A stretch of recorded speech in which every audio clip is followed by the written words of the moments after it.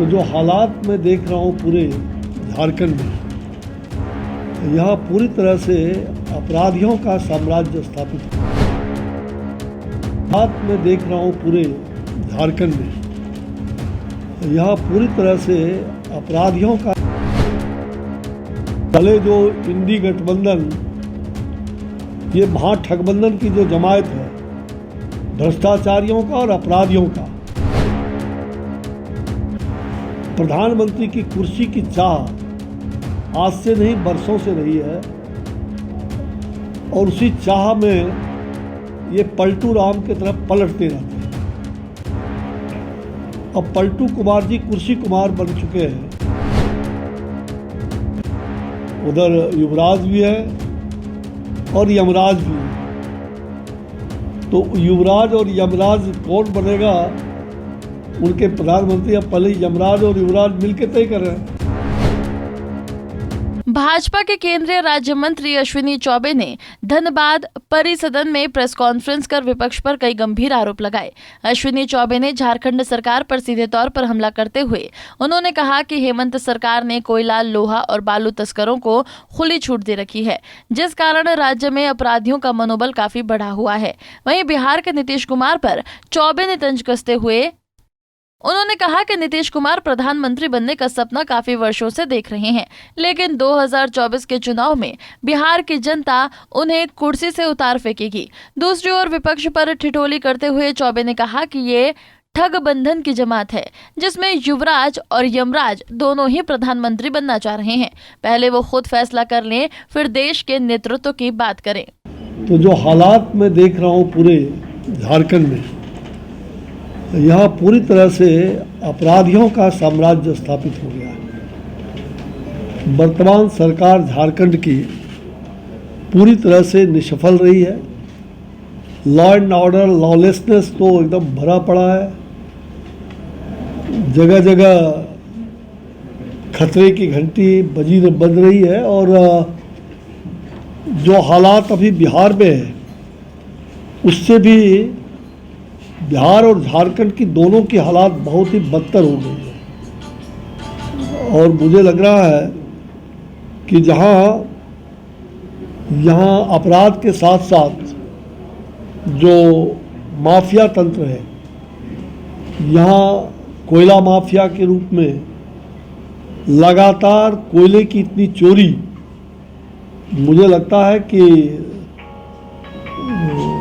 देश में और दुनिया में सबसे ज़्यादा कोयले की चोरी इसी धनबाद में है।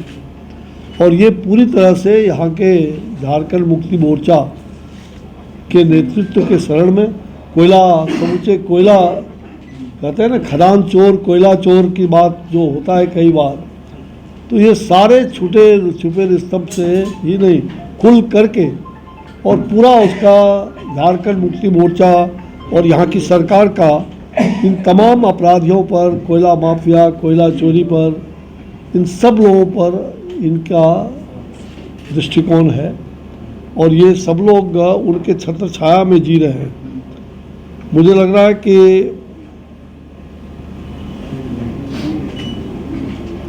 आने वाले दिनों में जनता त्रस्त है और जनता भयभीत भी है।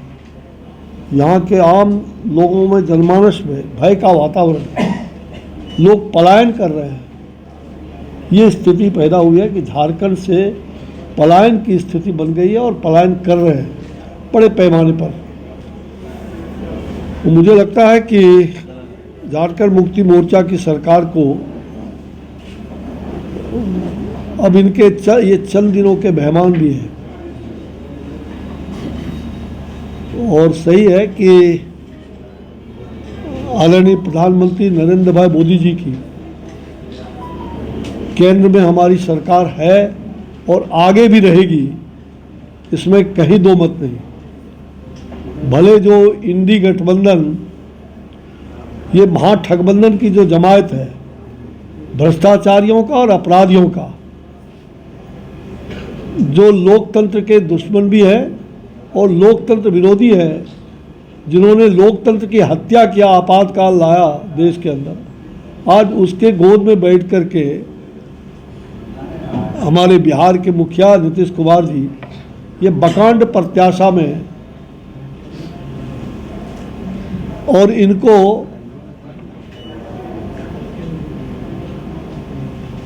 प्रधानमंत्री की कुर्सी की चाह आज से नहीं बरसों से रही है और उसी चाह में ये पलटू राम की तरफ पलटते रहते हैं। अब पलटू कुमार जी कुर्सी कुमार बन चुके हैं, जनता इनसे पीछे हट चुकी है और इसलिए अब इनको इनकी राजनीतिक तपस्या समाप्त हो रही है। अब ये अपना इन्होंने वारिस जो है कुछ दिन पहले भी फिर कहा, चूंकि ये भ्रष्टाचार एक तरफ उधर कांग्रेस और दूसरी तरफ भ्रष्टाचारी राजद, उनके गोद में ये बैठे हुए शरण में बड़े भाई छोटे भाई और भतीजा बिहार में और यहाँ पर झारखंड मुक्ति मोर्चा का जो हालात है ये सब मिलकर के पूरी तरह से पुराने बिहार का जो अस्मिता था उसको बर्बाद कर दिया है। आज उसकी पूरे देश में तोहिनी हो रही है इन सब लोगों के करतूत के कारण बिहार और झारखंड में जो हालात पैदा किया है। मुझे लग रहा है कि आने वाले 2024 का चुनाव होगा, ये जितने इंडी के लोग दिखाई पड़ रहे हैं पूरे देश भर में, इनमें आपस में पहले कोई तो उम्मीदवार, कोई प्रधानमंत्री पद का उम्मीदवार सभी है, कोई अकेला नहीं। उधर युवराज भी है और यमराज भी है। तो युवराज और यमराज कौन बनेगा, उनके प्रधानमंत्री अब पहले यमराज और युवराज मिलकर तय कर रहे हैं। तो सही बात है कि यहाँ पर भारत का प्रधानमंत्री नरेंद्र भाई मोदी जी, जिन्होंने तपस्वी जीवन बिता करके देश की सुरक्षा, देश की रक्षा और देश के लिए प्रतिबद्ध हो करके, जहाँ देश के विकास ही हमारा मुद्दा है, आज ये सारे लोग हाय तौबा कर रहे हैं और अनेक बेफजूल मुद्दों को लाके जनता को आपस में जातियों से जाति को लड़ाने का काम, जातियों में फिर से 90 की दशक में बिहार और झारखंड को वापस लाने का और देश में अशांति फैलाने का, ये विपक्ष की भूमिका, देश को अशांत रखना। हम राजनीतिक अस्थिरता दिया है, हमने राजनीतिक अस्थिरता हमने कायम की है और हम अपने ऐसे समान गठबंधन, एनडीए के गठबंधन को हमने आगे बढ़ाया है अटल जी के ज़माने से और आगे भी हम बढ़ाएंगे।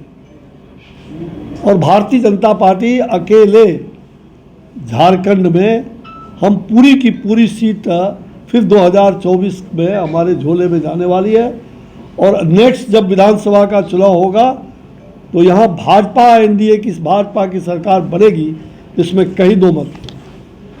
और यही वातावरण बिहार की भी है। 40 की 40 सीटों पर बिहार, वहाँ पर कब्जा हम करेंगे। कल हम लोगों ने वहाँ पूरी बैठक की समीक्षा की है और मुझे लग रहा है कि वहाँ सरकार 2025 में बनाएंगे, इसलिए बिहार और झारखंड दोनों जगह हमारी सरकार बनेगी। और मुझे तो आज के दिन में इतना ही कहना था और वो सरकार देश की बहुमत की सरकार होगी, 2/3 बहुमत और मुझे लगता है अप्रत्याशित विजय की ओर। और जनता ने एक तरफा मत बना लिया है। युवराज हम लोग समझ रहे हैं, जमराज बताइए। अरे बहुत सारे, अब आप लोग खोज लीजिए कि जमराज कौन कौन जमराज हैं, कौन युवराज है, कौन नए युवराज है, कौन पुराने युवराज है। ये मुहावरा तो मैंने कह दिया, अब ये मुहावरा को सिद्ध करना जनता जानती है। जमराज की परिभाषा बताइए। हाँ, कोई एक इंगित कर दीजिए। हमारी इंकित, मैंने कहा ना, यमराज यहाँ तो सब गिद्ध के तरह लगे हुए, तो जो यमराज उसी को कहते हैं ना, जो बचे हुए आदमी को भी जबरदस्ती कहाँ भेज रहे हैं। अच्छा सर, तो वही हालात यहाँ हो गई है। इससे ये सारे यमराज, ये यमरोज, यम के दूत हैं, सब लोग यमराज हैं। बता दें कि अश्विनी चौबे एक दिवसीय दौरे पर धनबाद पहुंचे हैं, जहां रेलवे ऑडिटोरियम में आयोजित कार्यक्रम में सम्मिलित होकर अश्विनी चौबे ने स्थानीय नव नियुक्त कर्मियों को नियुक्ति पत्र प्रदान सौंप और उनके उज्जवल भविष्य की शुभकामनाएं दी। पंजाब केसरी टीवी के लिए धनबाद से नीरज कुमार की रिपोर्ट। हमसे जुड़े रहने के लिए हमारे YouTube चैनल को सब्सक्राइब करें और नई वीडियो की नोटिफिकेशन के लिए बेल आइकॉन को दबाएं। अगर आप ये वीडियो Facebook पर देख रहे हैं तो लाइक जरूर करें और ज्यादा से ज्यादा शेयर करें। धन्यवाद।